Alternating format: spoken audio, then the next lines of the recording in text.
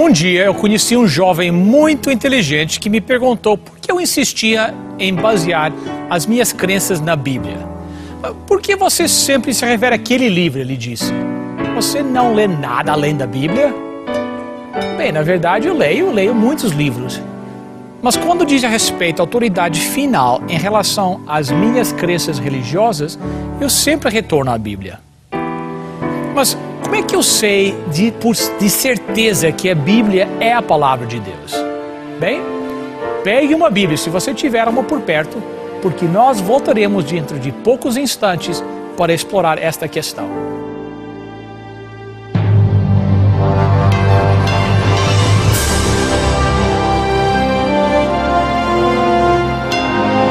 Venceu a prova do tempo. O livro de Deus, a Bíblia. Ainda relevante neste mundo complexo.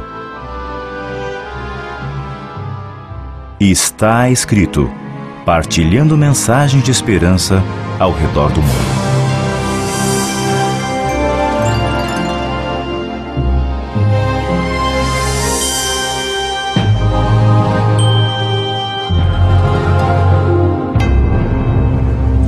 Dois velhos exploradores estavam viajando com uma grande quantidade de ouro quando eles perceberam que não tinham nenhum lugar para passarem a noite. E logo em seguida eles viram algumas luzes nas árvores e descobriram uma pequena casa de madeira.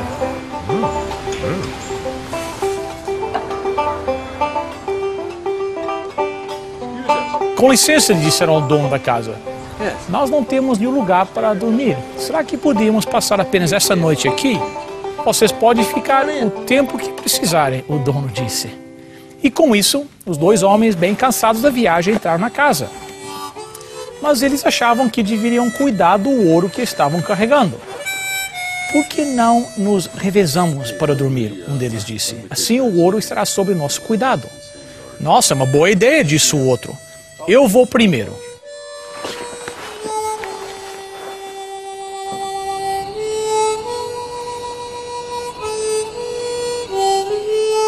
Ele se sentou na beira da cama e lá ficou um longo tempo. De repente ele viu uma luz debaixo da porta do quarto e ao mesmo tempo ouviu um barulho que vinha da mesma direção da luz. O que será que esse velho está fazendo? Ele pensou. Ele abriu a porta e viu a sala. O velho estava sentado numa mesa ao lado de uma lareira com a sua Bíblia aberta e as suas mãos unidas em oração. Sem fazer barulho, o explorador acordou seu amigo. Escute, ele disse. Eu acho que nós dois podemos ir para a cama agora. Nós estamos em casa de um homem honesto. Deixa eu fazer uma pergunta. Se aquele velho estivesse lendo um jornal de economia ou uma revista Playboy, você acha que ele teria inspirado o mesmo tipo de confiança? Mesmo nesta era pós-moderna, tem algo na Bíblia que nos inspira confiança. Ela ainda possui um lugar especial em muitos corações. Para milhares de pessoas, a Bíblia é muito mais que um pouco de leitura ou uma sagrada leitura. Essas pessoas acreditam que a Bíblia é a palavra de Deus. Hoje, o meu amigo pastor Fernando Iglesias está aqui conosco no estúdio para mais uma vez respondermos uma das 5 grandes perguntas desta série. Será que a Bíblia é realmente a palavra de Deus? Pastor Fernando, bem-vindo a mais um programa. Muito obrigado, prazer é todo meu. Essa eu acho que não é a mais difícil de todas as perguntas, porque nós temos a história, nós temos a arqueologia, né, e outras ciências que podem nos ajudar a mostrar que a Bíblia é o mesmo livro desde quando foi escrito, né? E a gente pode ter a certeza disso aí.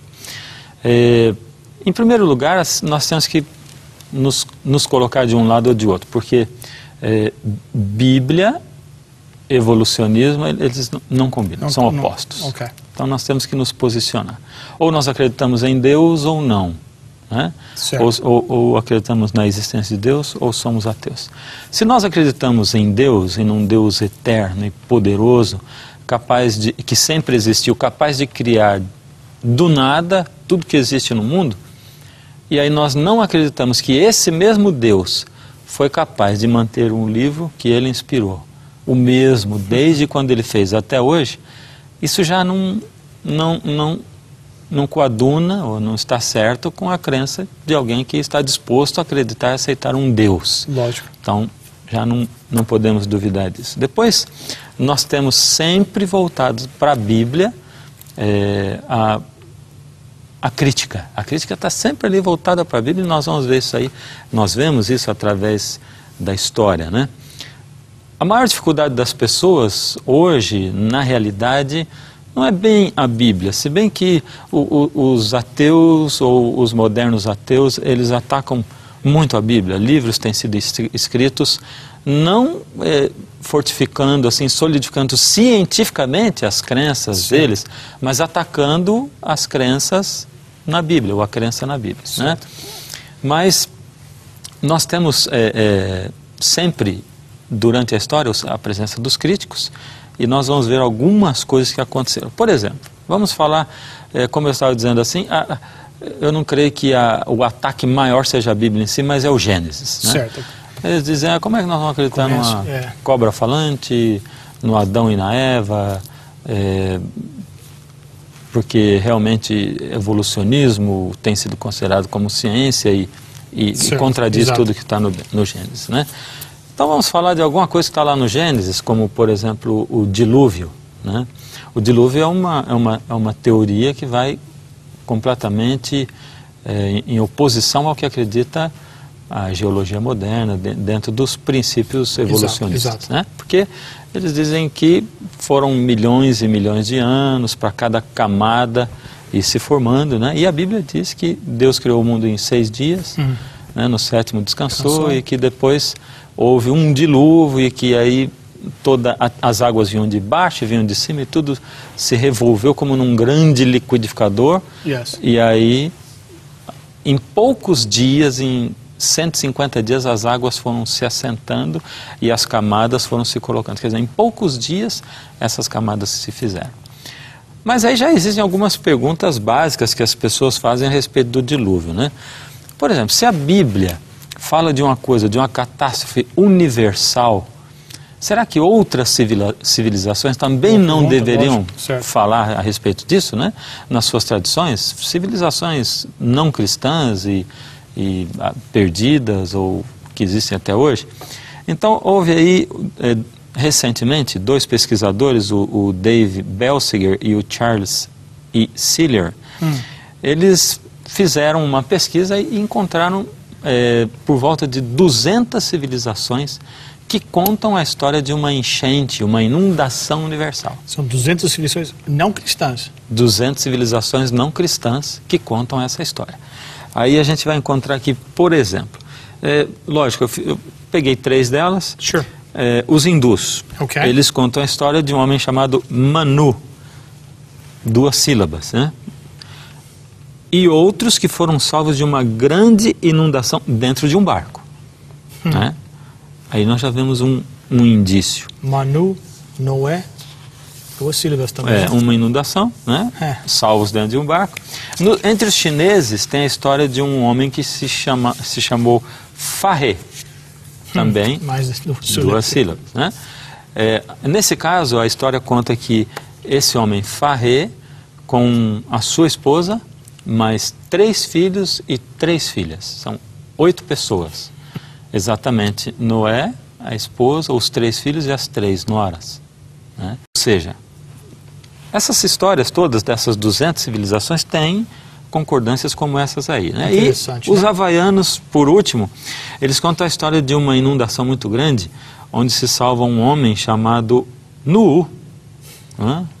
De Nuhu para Noé. Não é preciso muito, né?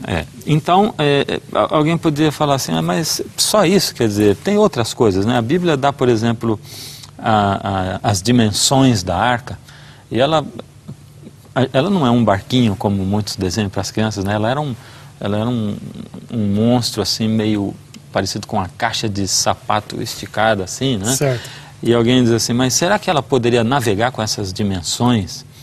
Então foi encomendada aqui para a Marinha Americana, um grupo de arquitetos da Marinha Americana um estudo para ver se seria possível navegar com as dimensões da arca. As dimensões delas estão descritas em Gênesis 6, verso 15, e ali diz que eram 150 metros de comprimento, é o equivalente a 3 piscinas olímpicas. Então, 150 de comprimento. De comprimento, 25 metros de largura e 15 metros de altura, o equivalente a um prédio de 5 andares.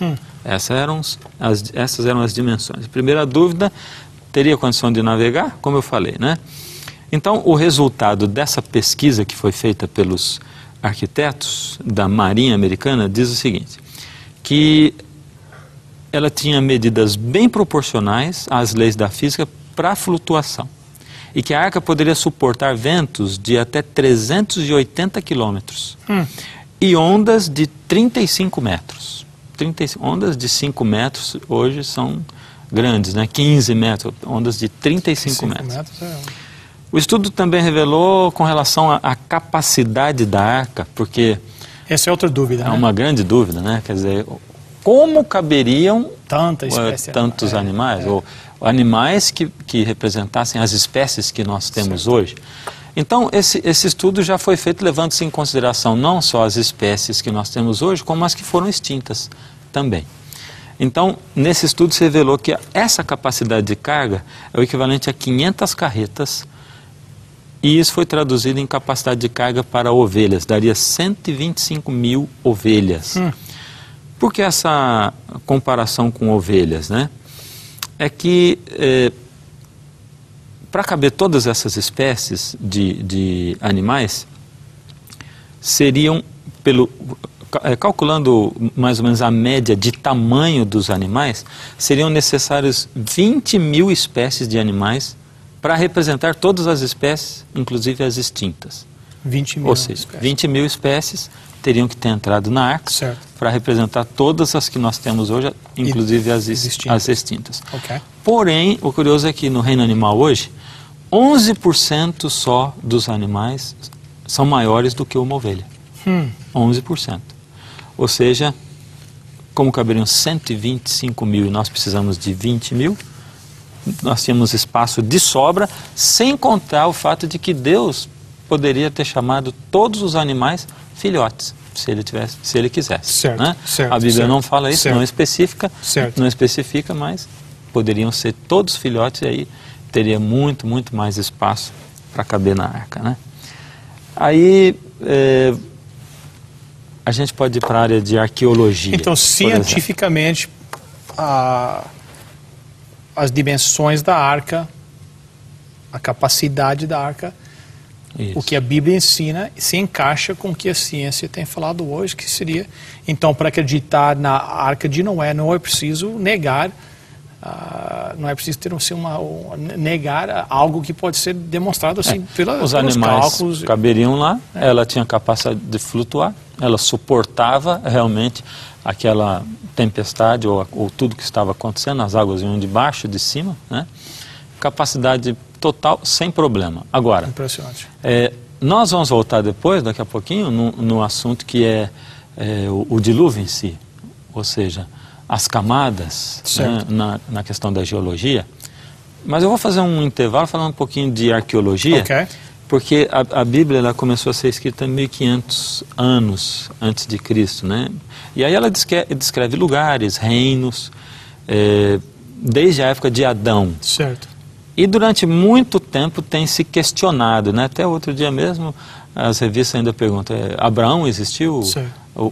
Ficam questionando se o Jesus que está na Bíblia foi esse mesmo, ou se foi o da história, porque existem lendas escritas, eles misturam esse tipo de literatura, né? Bom, então eu vou falar alguns desses questionamentos. A Bíblia fala da cidade de Nínive, onde Jonas foi enviado para pregar e tal. E até 120 anos atrás, aí os estudiosos diziam que Nínive é uma cidade que nunca tinha existido, porque não havia registros históricos de Nínive. Não se achava relatos falando de Nínive. Porém, a arqueologia, escavando, encontrou não só a cidade de Nínive, mas a maior biblioteca até hoje encontrada ou até então encontrada numa escavação arqueológica.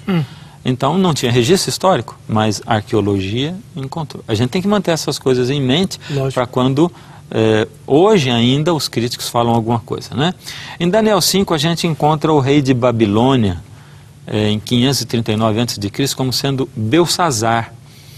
E aí, como também não existia registro histórico, os críticos sempre enchiam a boca para dizer assim, a Bíblia é mentirosa, não existiu esse Belsazar.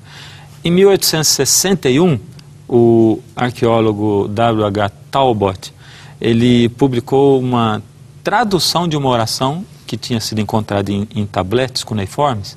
Ela era oferecida pelo rei Nabonidos, na qual ele pede aos deuses que abençoe o seu filho, Belsazar. Então Belsazar, que eles diziam nunca tinha aparecido nos registros históricos, estava ali, né?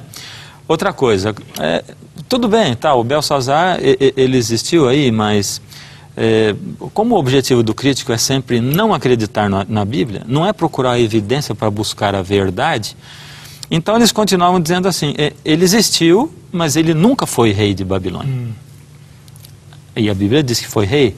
Yes. Então aí eles esperaram só um pouquinho mais, de 1861 para 1924. E aí um arqueólogo chamado Sidney Smith encontrou e publicou o poema de Nabonidos. Esse documento histórico oficial declarava que Nabonidos deixou Babilônia e dirigiu-se a Tema e deixou no trono Belsazar, seu filho. Ou seja, mais uma vez a crítica se cala diante da arqueologia. Nós temos um problema muito grande, né, com a mídia. A mídia manipula as informações de tal modo que tudo que se apresenta hoje com relação ao evolucionismo é apresentado em jornais e tal como fato. Né? Mas não se comprova, isso não pode sair da cabeça de ninguém, né? Pelo menos ninguém sincero. Ele não é comprovado cientificamente. Então, nós estamos correndo um risco muito grande, falando assim, de maneira inteligente, em acreditar numa coisa que não é comprovada cientificamente. Né? Muitos cientistas dizem que a criação relatada no Gênesis se encaixa melhor na ciência do que a própria evolução, né? Exatamente. Nós estamos com 4 minutos. Pastor. Bom, aí é o seguinte, nós temos aí várias antecipações científicas da Bíblia, né? E eu vou citar algumas. Por exemplo, mesmo na nossa era se pensava que a Terra era quadrada, né? Depois de Cristo. Porém, aqui no livro de Isaías, nós já temos revelado que a Bíblia revelando que a Terra era redonda. Aliás, Isaías 40, 22, isso aqui foi escrito 2.600 anos atrás, diz assim, Deus é o que está assentado sobre o globo da Terra. Né? E como Cristóvão Colombo era um cristão, e ele se aventurou, né, pelas descobertas dele, né, e não acreditou que a Terra era quadrada. Por exemplo, no livro de Jó, muitas filosofias antigas acreditavam que a Terra estava suspensa em colunas, como os gregos, por exemplo, outros sobre elefantes, etc. E em Jó, Deus revela a Moisés, que foi quem escreveu o livro, 3.500 anos atrás, a existência do vácuo, ou a Terra está suspensa sobre o nada. E a gente vê isso em Jó 26, 7, onde está escrito, Ele estende o norte sobre o vazio e suspende a Terra sobre o nada. Essa é uma antecipação científica maravilhosa também, né? Vou citar mais uma só? Por exemplo, até pouco tempo atrás, 1600, não se acreditava que o vento pudesse ter peso. Então aí em 1600 o evangelista Torricelli inventou o barômetro e mostrando que o vento tem peso, ou para medir o peso do vento, né? Agora isso já estava declarado em Jó 28, 25, que diz, quando Deus regulou o peso do vento e fixou a medida das águas. Ou seja, a Bíblia dá antecipações científicas, sem contar a parte profética dela, que sempre se cumpre, e não como outras profecias, ela é detalhista nas suas profecias, né? E na questão, finalizando a questão da geologia, né? Nós fizemos assim uma ilustração com 2 mulheres que fazem bolo, né? Okay. A boleira criacionista e a evolucionista. A boleira criacionista, ela faz o bolo rapidinho, um bolo e outro, vai colocando as camadas. A evolucionista, como demorou muito, ela demora, faz um bolo, demora, sai um pouco, os meninos vêm e começam a pegar. Essa é a ação do vento, do tempo, da erosão sobre as camadas da Terra, que é o que aconteceria se cada camada tivesse levado milhões de anos, né? Certo. Ela faz os bolos devagar, vai colocando mesmo ali, os meninos vão tirando parte. Depois, as duas terminam seu bolo e a gente corta o bolo no meio. Os dois. Então, se a teoria criacionista de que as camadas se sobrepuseram rapidamente está certa, as camadas do bolo vão estar retas. Se a evolucionista estiver certa, as camadas vão estar tortas. É possível abrir a Terra, cortar no meio? É possível. Sure. Nessa imagem que o pessoal está vendo aí, eu estive num sítio ali geológico, né, onde a gente vê exatamente como as camadas são exatamente como a teoria criacionista e não evolucionista. Pastor Fernando, o tempo correu. Nós vamos terminar o programa com uma oração. Nosso Deus e nosso Pai, nós te agradecemos pela Tua palavra, Tuas sagradas escrituras. Pedimos que cada pessoa nos escutando agora possa se entregar a Jesus Cristo e usar este livro como guia para a sua vida. Nós te suplicamos em nome e por amor de Jesus. Amém.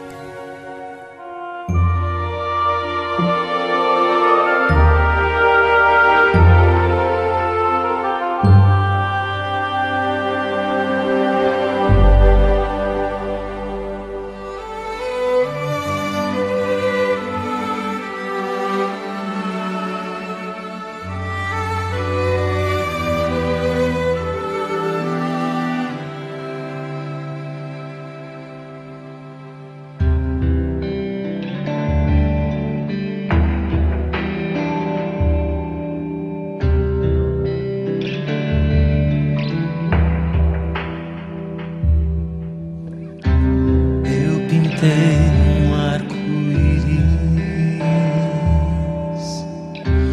numa folha de papel, mas Deus criou o firmamento e as estrelas pôs no céu. Fiz um barco de brinquedo pra brincar com meu irmão, mas Deus mediu o oceano só com a concha de sua mão. Deus assim sabe o que eu preciso também.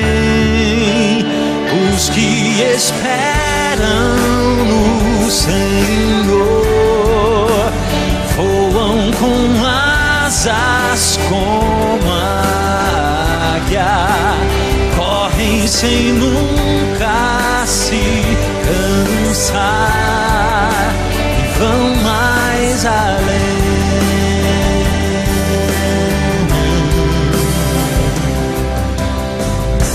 Tentei fazer a minha história, mas cansado percebi que Deus correu sempre ao meu lado e me deu forças quando eu caí. Deus assim sabe o que eu preciso também. Os que esperam no Senhor voam com asas como águia, correm sem nunca se cansar e vão mais além.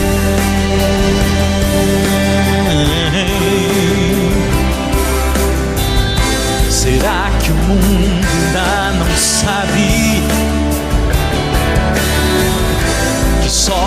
força em Jesus. O que mais será preciso, além do sangue, além da cruz?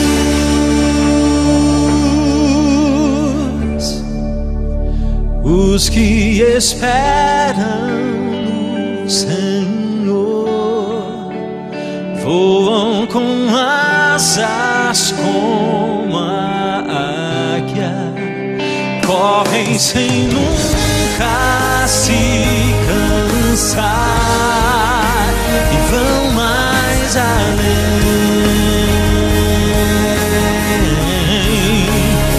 Os que esperam no Senhor voam com asas como a águia, correm sem nunca se cansar e vão mais além. Os que esperam no Senhor vão mais além.